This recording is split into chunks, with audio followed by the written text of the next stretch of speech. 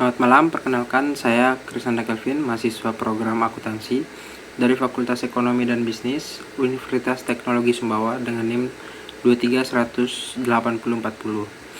Saya akan menyampaikan hasil analisis dan visualisasi data mengenai kondisi pendidikan di Indonesia dari tahun 2015 sampai 2023. Laporan ini menggunakan data resmi dari Badan Pusat Statistik atau BPS yang memuat indikator penting seperti angka partisipasi sekolah atau APS, rata-rata lama sekolah RL atau RLS, dan angka melek huruf.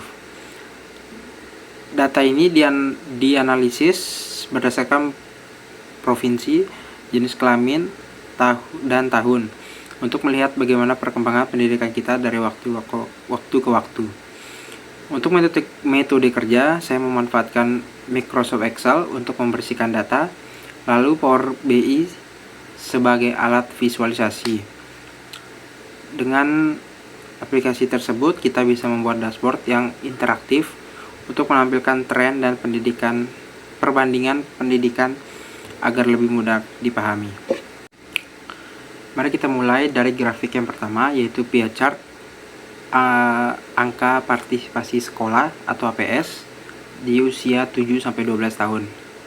Dari grafik ini terlihat bahwa wilayah Indonesia Timur masih memiliki angka partisipasi sekolah yang lebih rendah dibandingkan wilayah Barat.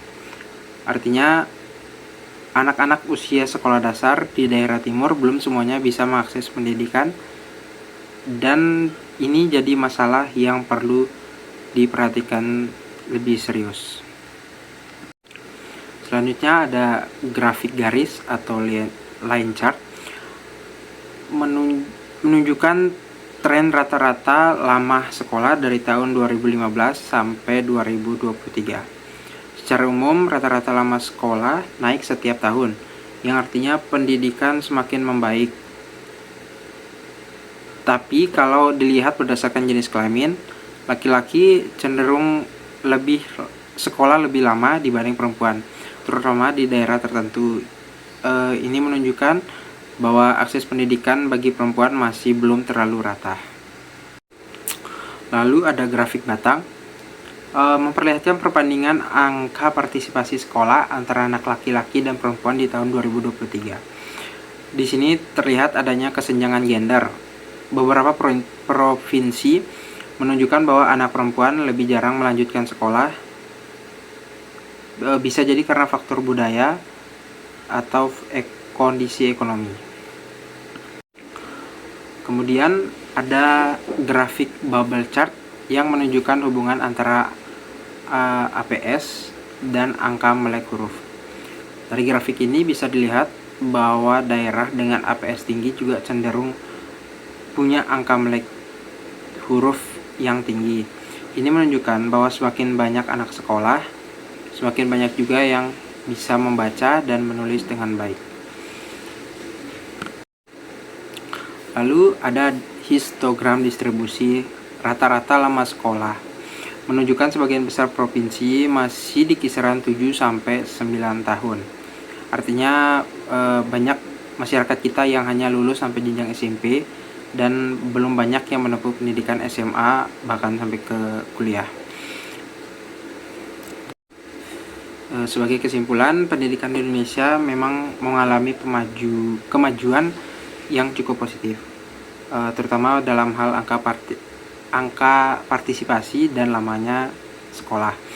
Tapi kita juga masih menghadapi tantangan ketimpangan antar wilayah dan antar gender.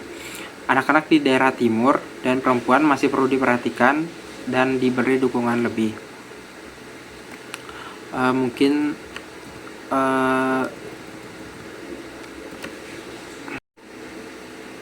Sebagai kesimpulan, pendidikan di Indonesia mengalami kemajuan yang cukup positif, terutama dalam angka partisipasi sekolah dan lamanya sekolah.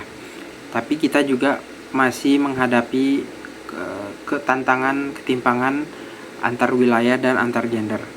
Anak-anak di daerah timur dan perempuan juga masih perlu diperhatikan dan dibutuhkan dukungan lebih.